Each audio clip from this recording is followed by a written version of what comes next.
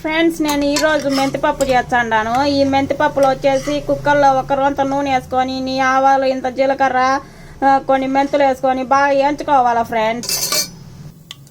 దీంట్లోనే ఎర్రగడ్డ వేసుకోవాలా ఫ్రెండ్స్. మెంతిపప్పు అంటే ఎర్రగడ్డ దండిగానే వేసుకోవాలా ఫ్రెండ్స్. మా జేజీ మెంతిపప్పు బ్రహ్మాండంగా చేస్తుంది ఫ్రెండ్స్. నేనైతే మా జేజీ చేసే మెంతిపప్పు అంటే చాలా ఇష్టం. ఊరికి పోయినా కూడా ఏం చేయాలమ్మా అని అడిగితే నేను మెంతిపప్పు చేసేది నువ్వు బ్రహ్మాండంగా చేస్తావు మెంతిపప్పు అని అంటుంది. అదేంటో కానీ నేను ఎంత చేసినా కూడా మా జేజీ చేసిన టేస్ట్ అయితే మెంతిపప్పుకు రాదు ఫ్రెండ్స్.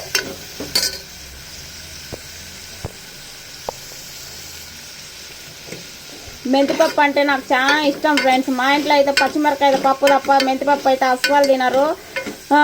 సరే మీరు పచ్చిమిరకాయ పప్పు చేసుకోండి, నేనైతే ఒట్టిమిరకాయలు వేసి మెంతిపప్పు చేసుకుంటాను, బాగుంటుంది కమ్మగా అనేసి వాళ్ళకు పచ్చిమిరకాయ పప్పు చేసి నేను మెంతిపప్పు చేసుకుంటున్నాను.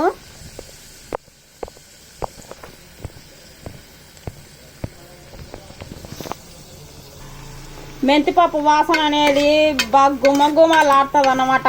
నాకైతే ఇప్పుడు జలుబు చేసి ఏమి తినబుద్ధి కావడం లేదు ఫ్రెండ్స్. అందుకని ఇంత రొంత ఒట్టిమిరకాయ పప్పు చేసుకున్నాము, మెంతిపప్పు చేసుకున్నాము అని ఇటు వచ్చిన ఫ్రెండ్స్ నేను వంటగదిలోకి.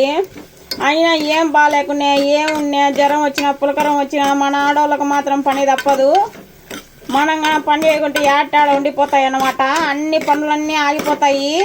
అందుకని మగవాళ్ళు తక్కువ అని కావడము, ఎవరికి ఉండే ఇంపార్టెంట్ వాళ్ళకుంది.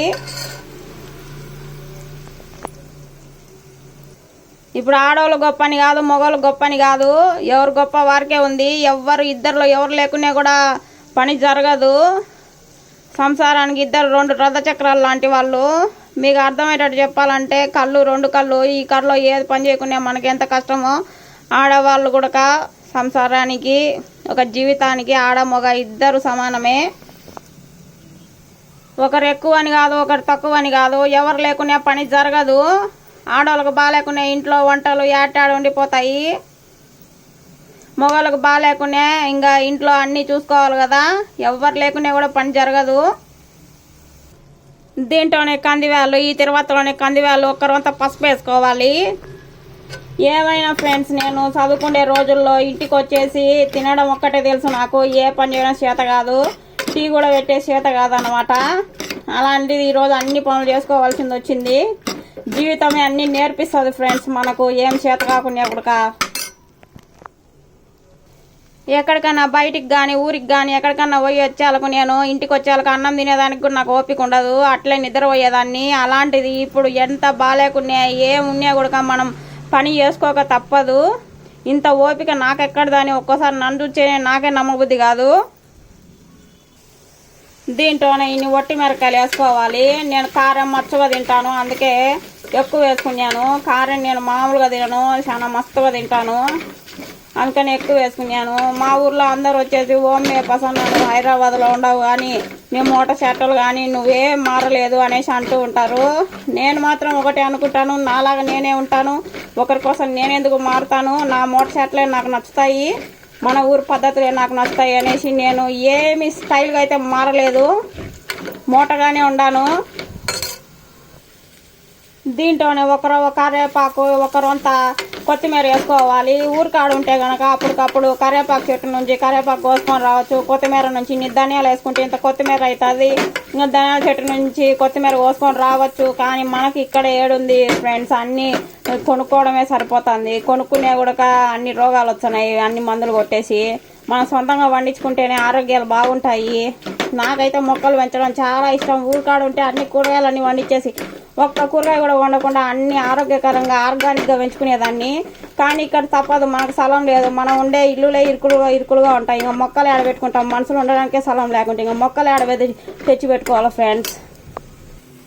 దీంట్లోనే ఇన్ని టమాటా పళ్ళు వేసుకోవాలి ఫ్రెండ్స్. ముఖ్యంగా మెంతిపప్పు అయితే ఇంకా టమాటాలు ఎక్కువ రేటు 100-200 ఉన్నప్పుడు అందరూ మా ఊరి దగ్గర అయితే మెంతిపప్పు చేసుకుంటారు. మెంతిపప్పు ఎందుకు చేసుకుంటారంటే మెంతిపప్పు అయితే టమాటాలు వేయకుండా ఏం కాదు, ఇంత చింతపండు వేసేసుకుంటే పప్పు కమ్మగా ఉంటుంది. టమాటాలు ఖచ్చితంగా వేయాలని ఏం లేదు, అందుకనే టమాటాలు రేట్ ఎక్కువ ఉన్నాయి అనుకోండి, ఈ టమాటా పళ్ళు వేసుకోకుండా ఇంత చింతపండు వేసుకొని పప్పు ఎనుకుంటారు, కమ్మగా ఉంటుంది. పూర్వం అయితే మనం ఈ నూనెలు ఇవన్నీ వాడకుండా ఇంత నెయ్యి పోసుకొని ఇంత నేతి బట్టు వేసుకొని కమ్మగా తిరువాత పెట్టుకొని పప్పు చేసుకుంటే బ్రహ్మాండంగా ఉంటానింది. ఇప్పుడు నెయ్యి ఆడిది ఎనుములే లేవు, పాలు లేకనే అందరు అల్లాడిపోతున్నారు ఊరికాడ. మనకు టౌన్లో ఉన్న ప్యాకెట్లన్నా అమ్ముతున్నారు. ఇంకా ఊర్లో అయితే కనుక ఇంకా ఎనుములు లేక పాలు కూడా కొనుక్కొచ్చుకోవడం లేదు.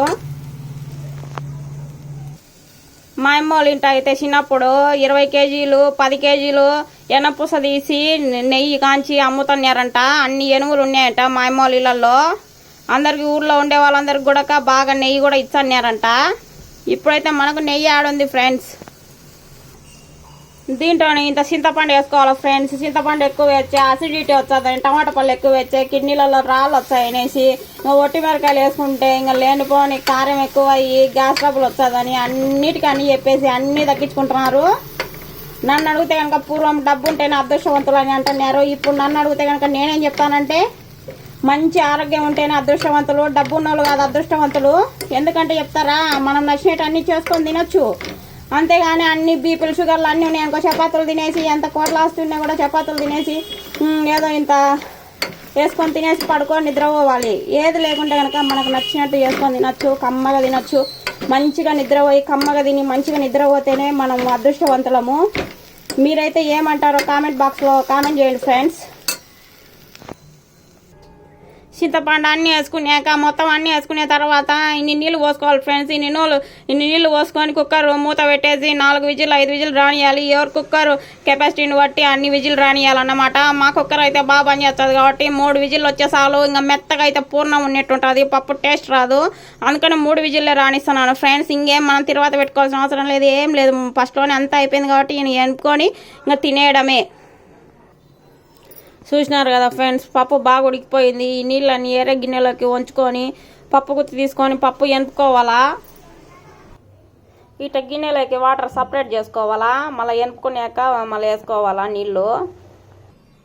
పప్పు ఎనుపుకున్నాక చూడండి ఫ్రెండ్స్ ఎంత బాగా వచ్చిందో. పప్పు ఎప్పుడు గట్టిగా ఉండకూడదు ఫ్రెండ్స్, నీళ్ళగా ఉంటేనే మన ఆరోగ్యానికి చాలా మంచిది ఫ్రెండ్స్. పప్పు ఎప్పుడు నీళ్ళగానే ఉండాలి ఫ్రెండ్స్. ఇప్పుడైతే నేను పప్పు అన్నం తినలేను, ఇంకోసేపు నేను తింటాను. ఇప్పుడైతే నా తల వాసిపోతుంది కాబట్టి నేను ఇంత ఒక సుక్క కాఫీ పెట్టుకొని తాగి మళ్ళీ తింటాను ఫ్రెండ్స్ అన్నము. ఈ వీడియో కనుక మీకు నచ్చినట్లయితే లైక్ చేయండి, షేర్ చేయండి, సబ్స్క్రైబ్ చేయండి.